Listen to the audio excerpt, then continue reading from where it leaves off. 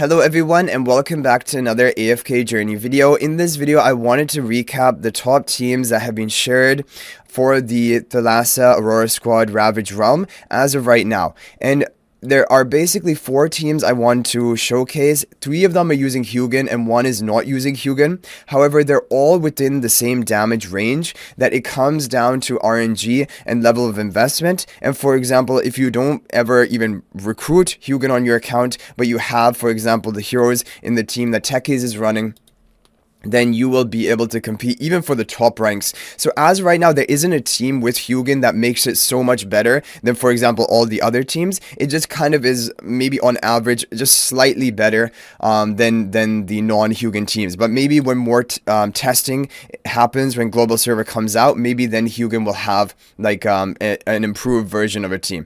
So in all of these teams, they're all running the same team number 2. So that's very simple. You just have to have Merrily, Sonya, and Corrin with the resonating spell on Merrily. And you don't even need to have like plus 15 exclusive equipment Merrily or anything like that. As you can see here from Techies, he had all plus 10 exclusive equipment. The charms are going to be overloaded ideally for Merrily. Corrin, he even ran the attack speed charms. I feel like maybe insight charms are better for Corrin, but it's really close. So really any option that gives even 1 offensive stat, and then Sonya arcane charm. So that is simple. Now team number 1, this is the formation. We're always going to have main Frester in front of the Harak. That is always going to be the case. Now the idea behind this team is Cassadee contributes some bonus damage by empowering the normal attacks of your allies, and she does do a decent amount of damage, like 4 billion here. And so that's why she's a good contributor. Sinbad on the buff tile, so he survives for longer and can provide more value from his debuffs, and also his damage output is not bad. Fay is just here that maybe she can cast like her ultimate one time to give the attack buff to your team, but it's not a huge contributing factor. But Fay is going to be a good hero to be running here. This is one of the previous basically best teams before Hugin came out, and this is probably the overall best one that there was. And here we have all of the charms. You guys can take a look at them.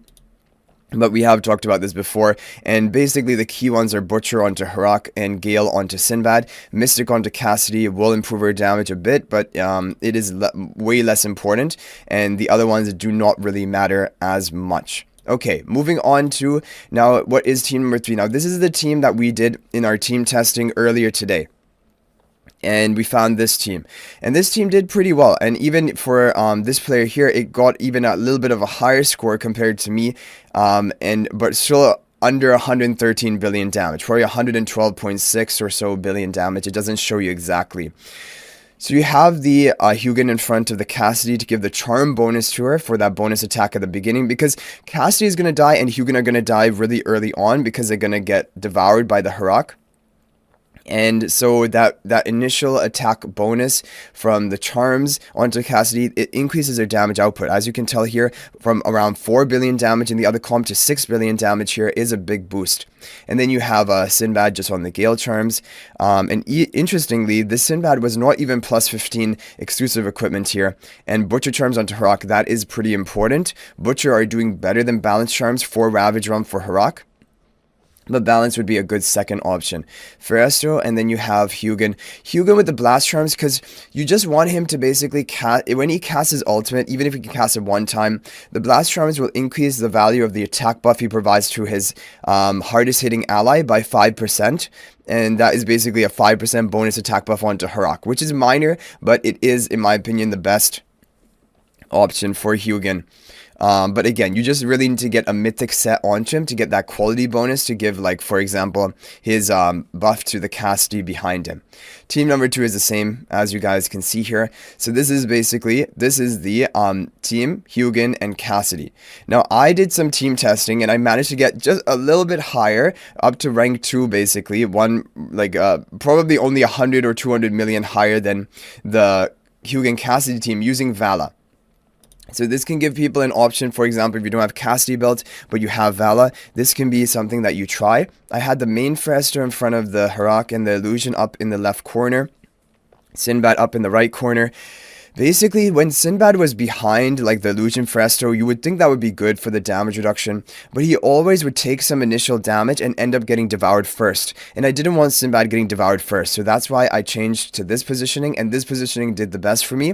Hugin in front of Vala. Now, the interesting thing about Vala, she is one hero of the Lightbearer faction that kind of remains on the tile that she begins at, but not really. She still jumps around, so she doesn't get the maximum value of the Mechanized Bond attack buff from Hugin, but she's going to get more value from it than the other heroes that we're running, for example, because for some of the fight, she is going to remain on the Mechanized buff tile. Because in order for Hugin's, basically his skill to a Mechanized Bond, this is only going to be active, or basically applying the attack buff, if the ally, it puts up a cogwheel one tile behind his starting placement, and only if an ally is in that tile do they get the buff, otherwise they're not getting any buffs, right? So that is the problem, and like Vala is still kind of awkward. She doesn't really use it properly because she still jumps around, but she uses it better than the other heroes. And then team number 2 is the same. So that's my idea behind this team, still using the frontline spell, and with just, I did 2 or 3 runs with this formation, and we did set a new record, so it is a good team. Definitely a team you can try, and I went for the